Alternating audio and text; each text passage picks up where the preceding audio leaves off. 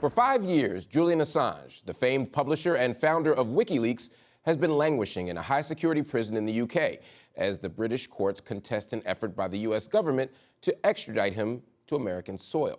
His crime? He faces 17 Espionage Act charges and a conspiracy to commit computer intrusion for publishing some 400,000 classified U.S. military documents relating to its involvement in wars in Iraq and Afghanistan, some of which exposed possible U.S. war crimes. So what would the prosecution of Julian Assange mean for press freedom? Joining us to help answer that question is Jesselyn Radack. Jesselyn is a national security and human rights lawyer known for her defense of prominent whistleblowers, including Edward Snowden and Thomas Drake. She now heads the Whistleblower and Source Protection Program at ExposeFacts. Jesselyn, thanks so much for joining me on UpFront. Thank you so much for having me on this very important topic. Absolutely. You know, supporters of Julian Assange often state that his only crime was journalism, that he dared to reveal alleged war crimes committed by the United States military. But what kind of precedent does this set for press freedom if he is extradited and ultimately prosecuted?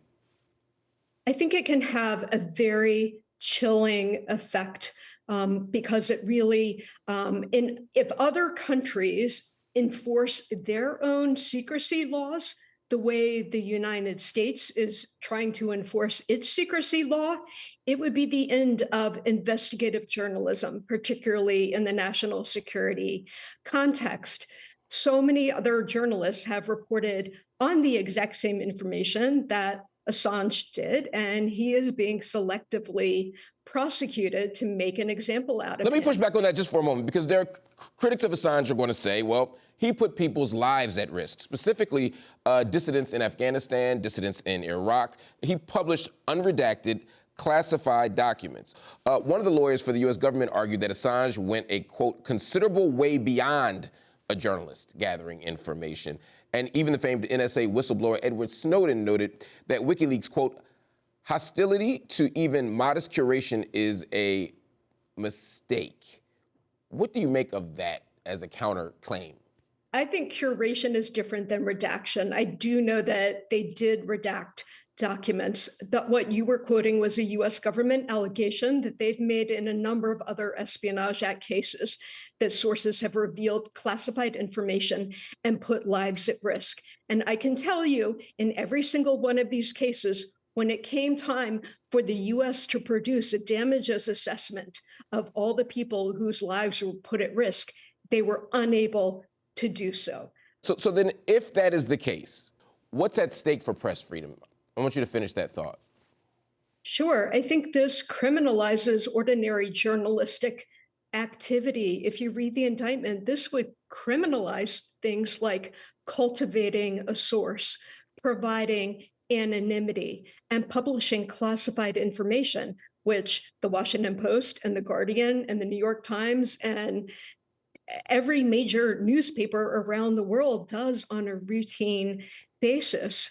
And that's why all major media organizations in the United States have come out against this prosecution and saying what a deleterious effect it would have on journalism writ large. Whether you are a journalist or not is not the question. It would affect publishers, journalists, bloggers, anyone, me and you, anyone who has a document that the government deems secret could be prosecuted under this law. I mean, really, I always said that the war on whistleblowers was a backdoor war on journalists. In other words, when they started going after sources like Thomas Drake, Chelsea Manning, Jeffrey Sterling, Daniel Hale, Reality Winner, a number of people who I've represented, I always said that eventually they were going to use that to go after journalists, and here we are.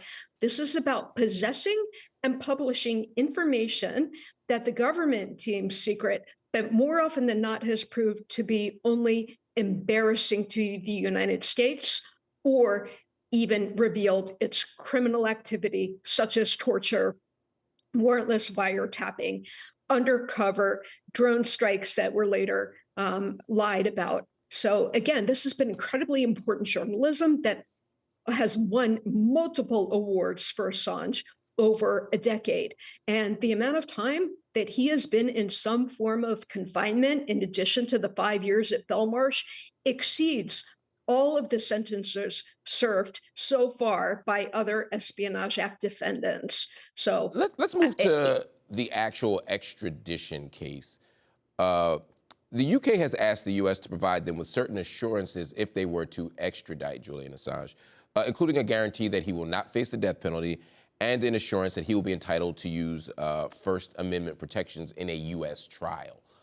In mid-April, the US Embassy in London provided some of these assurances, but with some caveats, some noteworthy caveats, I might add.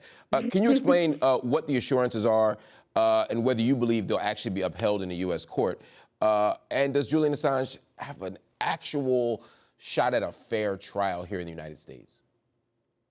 Well, in terms of the assurances, his attorneys and his wife, Stella Assange, and a number of people have said these are not worth the paper they are written on.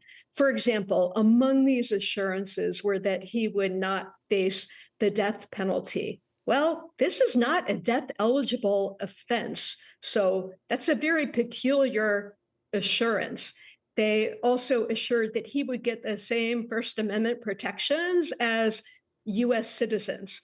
Again, very strange because in all of these other Espionage Act cases, the government has done motions to preclude the mention of the words First Amendment. And the way the law works, because there is no public interest defense, you haven't been able to say, I did this because the public had a right to know what the government was doing in secret, or I published this information because the government had lied about drone strikes or had lied about wiretapping people domestically. So again, the government has lied about these things in the past. And the problem is, normally you would be able to put that into evidence during trial, and you would be able to talk about that stuff during trial. But in an Espionage Act case, you cannot talk about your intent in revealing information until the sentencing phase. In other words, after you've been found guilty. I understand. One more question around this death penalty thing. It seems to me that the death penalty isn't the only way that Julian Assange's life is under attack, under assault, vulnerable even. One of the other concerns is the assurances around the death penalty, to be sure, but there was an explosive report that came out a few years ago. Yahoo News revealed that senior officials inside the Central Intelligence Agency, the CIA, and the Trump administration allegedly discussed options on how to assassinate Julian Assange after he published documents related to CIA hacking tools. So death penalty off the table is one thing, but if you have high-ranking officials talking assassination, how much faith do you have that he'll be safe? Right, not much at all. In fact, that fact alone, that the CIA was entertaining designs to kidnap or assassinate him, that alone would ordinarily be evidence enough for this case to be dropped. It's outrageous. And the fact that this case is still kicking around and that they're still with a straight face trying to pursue it is a travesty of justice. And Julian Assange has been punished enough. I mean, his health has been really, really fragile during not only his 5 years in Belmarsh, but he's been in some form of detention or another for 10 years or longer. But yes, the designs to kill and assassinate a journalist, it is completely outrageous. And I find it hypocritical right now that the US is condemning Russia for imprisoning Gershkovich, an American journalist, on Espionage Act charges, yet we are the ones who are imprisoning Julian Assange on Espionage Act charges for committing journalism. A few weeks ago, President Biden said he would consider a request from Australia to drop the prosecution of Julian Assange. Does this signal a potential shift in the case? And is there a chance that the charges could actually be dropped? There have been a number of exit ramps the government could have taken, and I still think those ramps are available.